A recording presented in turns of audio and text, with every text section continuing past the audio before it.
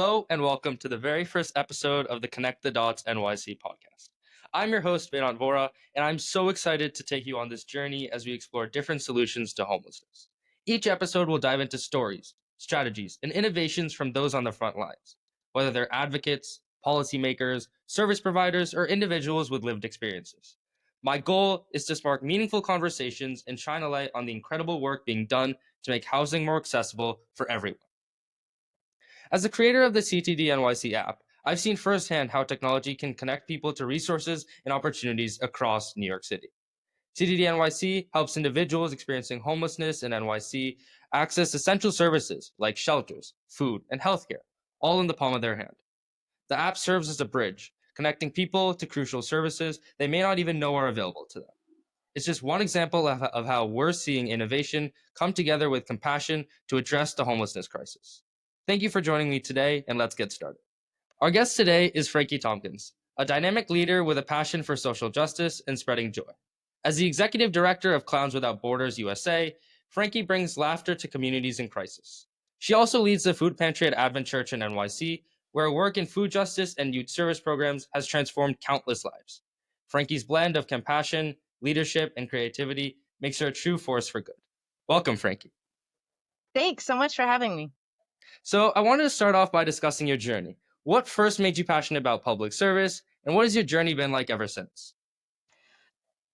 I think my passion for public service started with some of my own lived experiences, as well as a belief that no one should struggle alone. I think over the years, I've seen how something as simple as a meal can help restore dignity, hope, and even potentially create, some long-term stability or at least a pathway towards that. Running a food pantry for just over 2 decades now has been a journey of building relationships, understanding systematic issues, consistently and constantly evolving to meet the community needs. Yeah, and throughout this journey, was there a specific moment or event for you that sparked your passion for public service, or was it more just like gradual process? I think it was both. So there were moments, and I often speak about the moments of seeing the relief on someone's face or seeing, a grandmother break down in gratitude just because she finally has enough food to eat for her grandbabies that she's helping raise. Those are the types of things that help me realize how fundamental the work is. It's also gradual though, because all of my thoughts and reactions and experiences are shaped by a lot of different interactions over the years, watching people navigate food and housing insecurity, seeing larger patterns over time, the gaps in systematic things and systems that we have in place, and really just the need for long-term solutions beyond emergency food access. So I think it's both of those things. I think it's, I've witnessed the patterns over the years, but I've also seen kind of the immediate need and the immediate relief that people feel. Wow. I want to focus a little bit on your work at Advent Church at the food pantry. Could you describe a little bit about what you do and what common barriers you've seen towards accessing food resources that you've noticed? I mean, I think some of the biggest barriers, one is stigma. There's a lot of people that are either ashamed to ask for help or they don't want to wait in a line very publicly, sometimes on a New York City sidewalk for food. There's lack of awareness. People don't always know what resources exist, which is why things like CTD NYC are so valuable to so many of us. I think some of the other ones are the application process for different resources can be complicated. They might not have all of the paperwork they need, proper documentation, and then systematic delays. So even when help is available, there can be a long wait time for benefits around housing or food or anything. So I think there's a lot of different things that could be barriers in between an individual and a resource. And what do you think Advent Church's role is in resolving some of these barriers? I think we all have a responsibility here. I think Advent is just a beautiful example of the stance that an organization can take. They have a platform, they have a building, they have the needs and the means and the resources to make certain things happen. So I think Advent's role, while maybe it's not expected by everyone to fill that role, I do think it's a role for all of us. And I think that they lead with such grace to the community because they see the need and they take action to meet that need. And it's changed, it's evolved so much over the years, but they've risen to that challenge every single time. Yeah. And for individuals facing food insecurity, do you have any resources or strategies that you found most effective in providing support? You know, I don't really have any one answer for that. I do think being on the ground and being mobile and making people aware is one of the most crucial things you can do here because again, people don't always know where to go to, or there's a stigma about asking for help. I do think there has to be some sort of holistic approach. I don't think it's any one thing of if somebody just has shelter, then everything will be okay from there. Or if somebody just has this meal, everything will be okay from there. I think it's more of a holistic approach that's beyond food. It's around housing, it's around employment assistance, mental health services. There's a lot of things, but I think being on the grounds and connecting with individuals to truly know what those needs are and to make them aware, I think that has to be where we start this approach. And as someone who's led many community programs and has had countless years of experience, what advice would you give to other organizations or individuals trying to expand food access in their neighborhoods?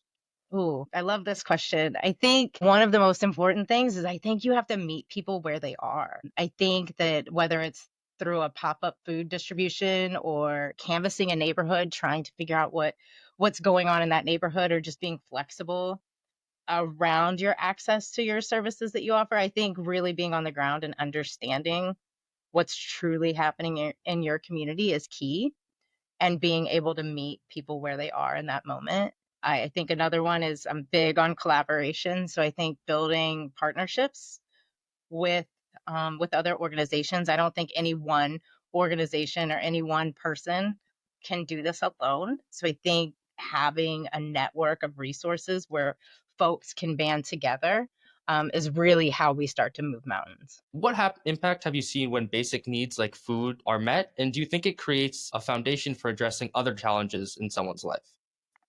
Oh, for sure. I think, food assistance is, I don't want to call it an easy first step, but it's definitely a first step. Around the city, you'll find numerous, food pantries and different things. And I think if that basic need is met and people don't have to worry about where their next meal is coming from, they can actually start to focus on some other critical needs, paying rent, addressing health concerns. I think, part of it is just removing that layer of stress that comes from not knowing where your next meal is going to come from. And if you can lift that burden, I think then hopefully the people can start to dig into some of the other issues that they're facing and potentially get resources to help solve those as well. How do you see your food pantry guests and other unhomed people getting back on their feet? And do you have any strategies, resources, or advice for that process?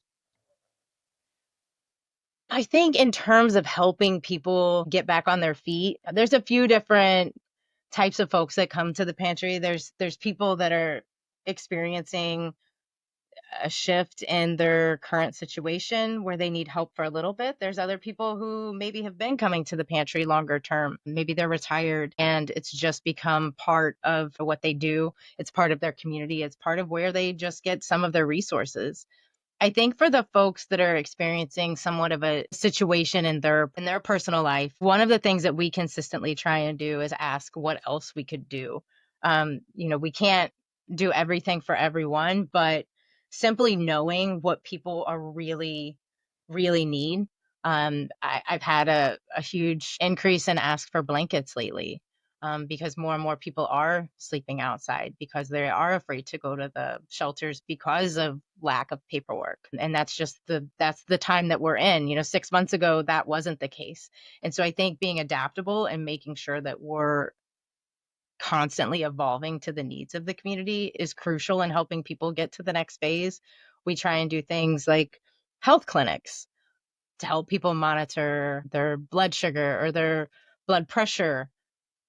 That way, even if they aren't regularly going to the doctor, they at least have a heads up that, hey, I might want to try and get this under control or that under control. It's little things that we consistently do that we know we can do as an organization, but also kind of keeping our ear to the ground and knowing what our community actually needs, I think is a step in the right direction. Okay, and so all of the different strategies, advice, resources, and paths forward that you've discussed, I'm sure you have a couple of ideal, ideas or strategies that you would like to implement. And so for my final question, I would like to ask you, if you had unlimited time and unlimited resources, what is one practical idea that you would want to implement? Okay, so you said unlimited time and unlimited resources, but then you said practical. We'll rein it in because I do tend to dream big when it comes to all of these types of things.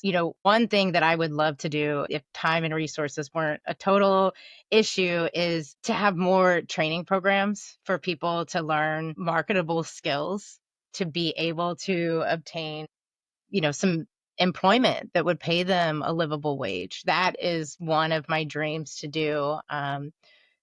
Big picture, what I would love to do eventually is start a large community center that is somewhat mostly volunteer run, that could create opportunities for people in the community to figure out what they could offer back to the community and put those skills really into practice in a community center. I would love to have a place for people to shower. I mean, if we're going to keep it simplistic and realistic, one of the things that I get asked a lot at the food pantry is, I just need to take a shower somewhere. And thanks to your app, actually, I have been able to send people to some of those facilities that do allow that. The one thing I noticed, though, is there's not a lot of them.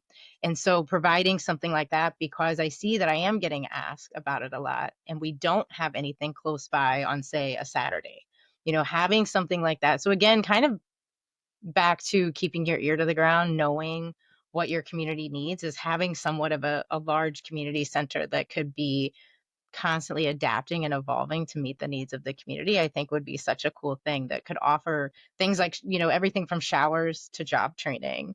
And then also give people from the neighborhood that want to help but don't know how, give them a place to exercise some of those skills and some of those beautiful talents that they have to give back to the neighborhood. I think would just be a really cool full circle center. Well, thank you so much, Frankie. It's been amazing to hear your perspective on all the incredible work you're doing. And I wish you a nice rest of your day. Thank you so much. Thank you so much. And I love the opportunity to talk about all of this.